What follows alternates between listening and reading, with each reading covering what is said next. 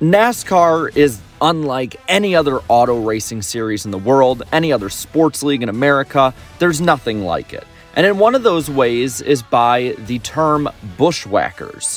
What are bushwhackers? Well, Cup guys who step down to the Xfinity and or the Truck Series or any lower series of NASCAR, taking away rides, wins, or just opportunities from series regulars. A synonym for this is leeches. And there is a power in this, but much like any kind of power in human history, it inevitably got abused.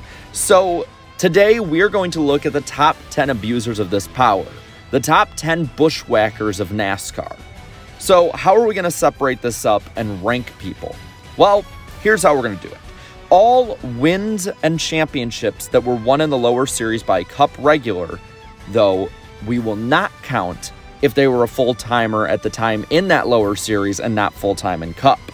And we'll make an exception for Kevin Harvick, for instance, in 2001, and other special cases. I think subbing in for the death of a driver should not constitute being a leech. You were put in an extreme situation. It is nothing like that, and you probably started out as a lower series driver. Also, a lower series driver who turns into a part-timer or full-timer by the end of the year in Cup will not count as well. For instance, in 2006, Paul Menard was part-time in Cup and full-time in the Busch Series, and last year, Ty Gibbs subbed in for the concussed Kurt Busch. And also, Cup guys who go to part-time in the Cup Series or retire to the lower series will not count as well. So, for instance, if Dale Earnhardt Jr. wins a race at any point since 2017 in the future, well, he's not going to count as a leech because he basically is an Xfinity driver at that point. And we also will put all of this together with Xfinity and Truck wins, championships, win percentage, all of that, as well as how good of a Cup driver they are. So without further ado, let's go right into it. And starting out our list, we're going to go really popular with Dale Earnhardt Jr. You see, Jr. is a driver who had to be under the shadow of a legacy with his father, Dale Earnhardt. And to his credit, he did really well in Cup, being honestly one of the best 40 to 50 drivers that have ever raced in the 75-year history of NASCAR. And in that time as well and beforehand, he also was good in the lower series, winning 2 straight Xfinity championships in 1998 and 1999. And when he went down during his Cup career to the lower series, he never went to trucks, just Xfinity, and it was seldom. He only had 67 starts during his long 18-year Cup career, but in those he won 11, or 16% of the time.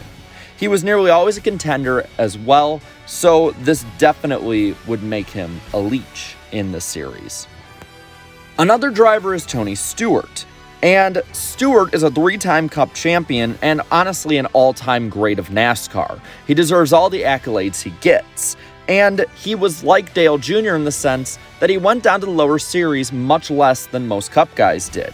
He had the same amount of wins in the series as Jr. did during his Cup career, at 11 in the Xfinity Series in only 58 starts. And in the Truck Series, well, he had 2 wins as well in only 5 starts.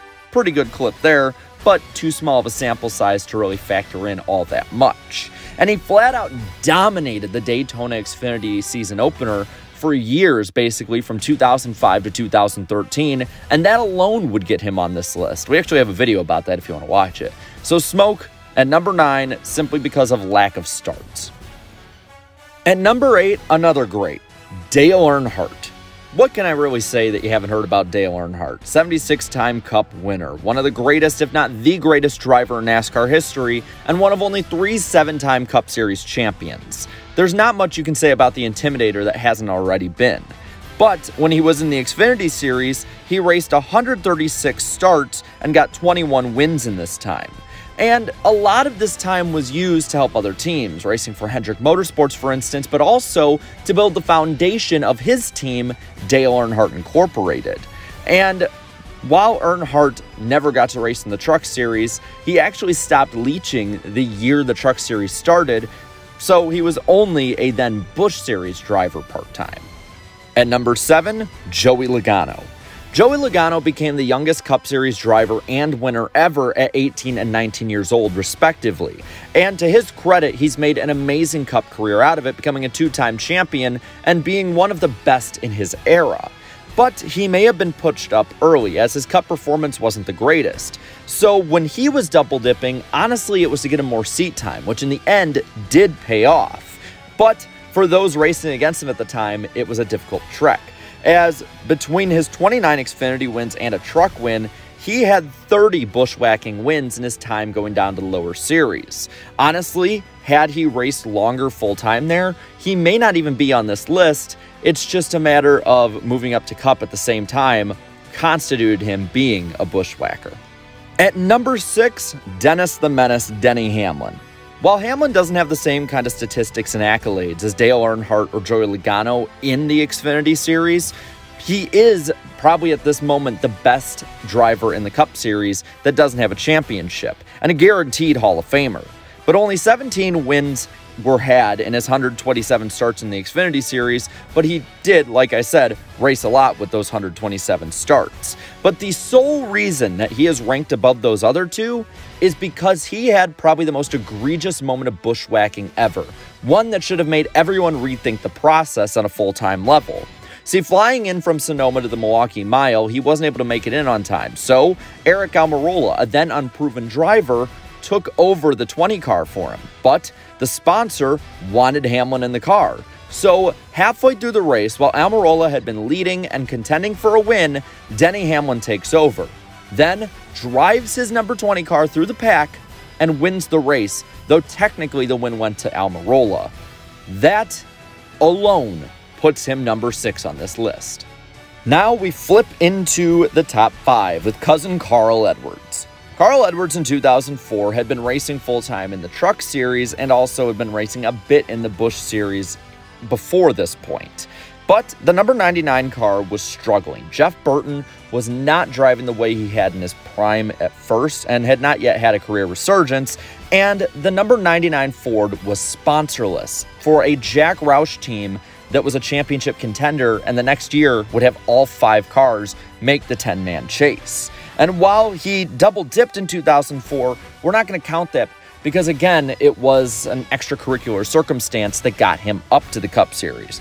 But from 2005 onwards through 2011, Edwards participated in all but 2 NASCAR Busch and Nationwide Series races and won 38 of them as a bushwhacker.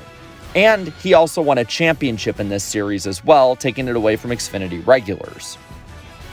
And number 4, Brad Keselowski. Keselowski is one of the guys who actually really did make his name in the late 2000s in the NASCAR Xfinity Series with JRM's number 88, both with the Navy car in the white and the green GoDaddy car. While he raced some trucks since 2010, he did build up a great pipeline, so a bit of his bushwhacking there can be forgiven. In the Xfinity Series, though, he won 31 times since going to Cup full-time in 2010 and 153 starts. That 2010 season as well was his first year at Penske, where he won an Xfinity Series championship. And over the time that he's been in Cup, when he goes down to the Xfinity Series, he wins 20% of the races he's in. Taking the bronze is the closer, Kevin Harvick.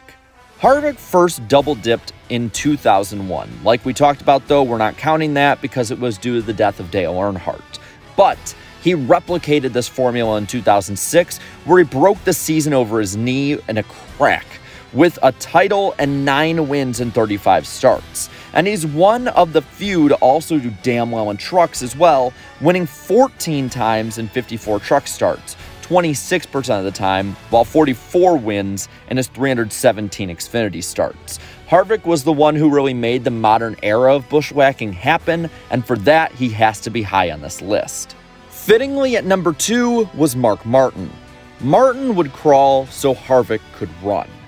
He was the only one in this top 5, though, that never ran a full Xfinity season while running in the Cup Series, and never even ran 20 races in one season. Yet, during that time, he became the all-time Xfinity wins leader up until he had it broken by the number 1 pick on this list. And he had 49 wins in 209 starts. 23% of the time he was in this series, nearly a quarter of the time, he won. Martin basically set the tone for how Cup drivers could do this back when the Xfinity Series, then the Busch Series, did not run as a companion series just about as much as it does today. And he also ran some time in trucks in the 2000s, winning 7 times in 21 brief starts as well. Do I even have to explain number 1? I feel like I do just as a formality, but honestly, if you've paid attention at all, you know who's going to be number 1. It's obviously going to be Norm Benning. Okay, jokes aside, it's Kyle Busch, and I will explain. So Kyle Busch did run full-time in the Busch Series back as a younger driver and was in the Truck Series as well. But from 2005 onwards, he would run at least 5 races due to his own making in both series every year. He has 97 wins in this time in the Xfinity Series, and this was while running entire seasons. He won 30, count it, 30% of the time that he ran these races. And the thing is, in trucks, he was even better. He won 62 times and only 158 starts. Damn near 40% of the time. He is the winningest driver in both series, and he's instrumental in changing the way we view both series today. You see, when Kyle Busch's career was starting out, it was normal for Cup guys to go down for most of the Xfinity and truck season. Mostly Xfinity. But Kyle Busch broke this formula and fundamentally changed the sport. See, there were 2 reformations made primarily due to him.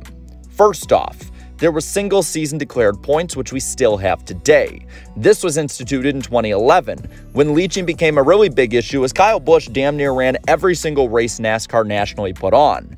And in doing this, was up front, or other drivers like him were up front winning championships. So to make the regulars win more, simply don't give the Cup guys points. And that's what they did.